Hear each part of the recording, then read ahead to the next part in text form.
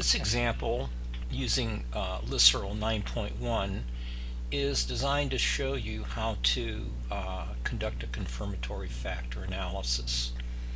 In this case, we're going to use the depression data again, and imagine if we would have written 4 items to measure depression, 5 items to measure self-esteem, and 3 items to measure impulsivity. And we conducted an exploratory factor analysis, and these items loaded together on their respective constructs. Then what we would like to do is take that information from that exploratory factor analysis and test that model to determine if it would fit a hypothesized population model generated by Lisrel based on our sample data. So to do that, of course, we have to have our SPSS data file with these items already in it. And so what you want to be able to do is create a folder on your desktop and have the SPSS depress data file. And so what we'll do is go to File, Import Data, and then we'll choose SPSS for Windows. And you can see I'm going to choose the depress data file. And I'm going to open that, and I'm going to save it as depress.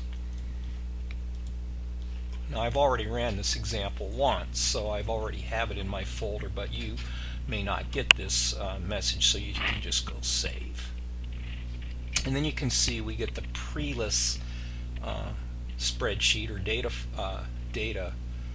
spreadsheet, and we have our 5 self-esteem items. We have our 4, I should say, depression items. And then we have 3 impulsivity items. To spread those out a little bit to see them. So the next thing we need to do is go to data and define our variables. We can choose our first variable, and can click on variable type, and we know this is ordinal data based on the example, and so we can click apply, and that will apply this ordinal designation to all the variables, and then we can go OK. Now what we want to do is create a new path file, and we can call that depress. And again, I've done this once already, so when I go to save it, it's going to ask me if I want to replace it, and I will.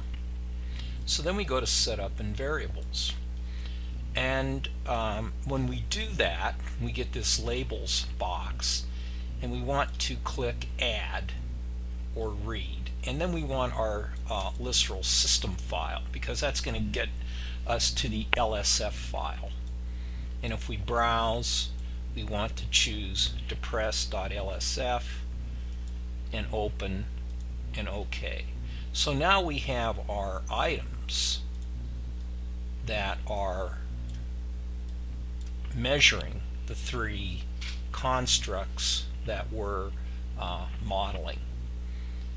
Now we have to add our latent variables. So the first one we can add is depress. The second one is self-esteem. And the third one, impulsivity. And then we can go OK.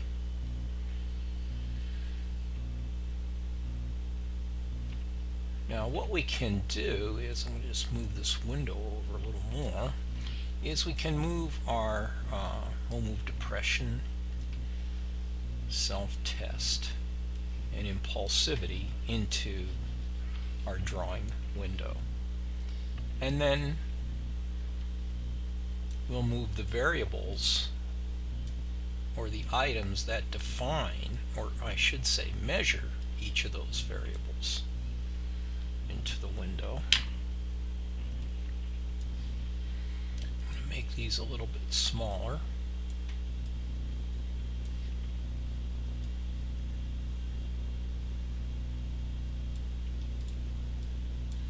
Line them up.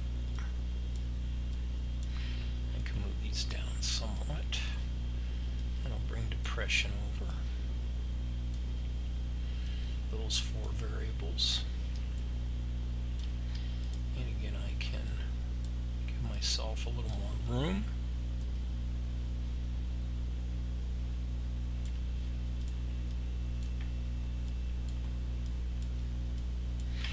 And then I'll bring my 3 impulsivity items over.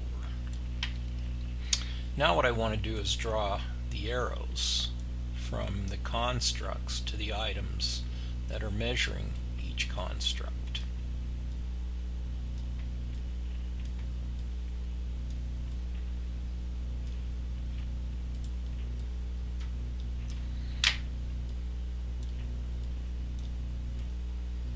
Okay.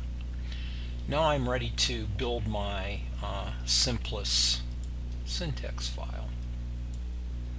And so this is the syntax file, and then I'll go and run the program. And so see, these are the loadings from each item to their respective constructs, and we can see our model fit is 0.083. So that's not a real good fit, but we might be able to do some further modifications to see how we can make the model fit better. And we can straighten this out and make our arrows look clearer so we can see how they're automatically, these constructs are automatically linked. Lisrel does that for you automatically. So if we look at the simplest file, we can see that how each of the relationships are defined. So this is how you run a confirmatory factor analysis based on an exploratory factor analysis using Lisrel.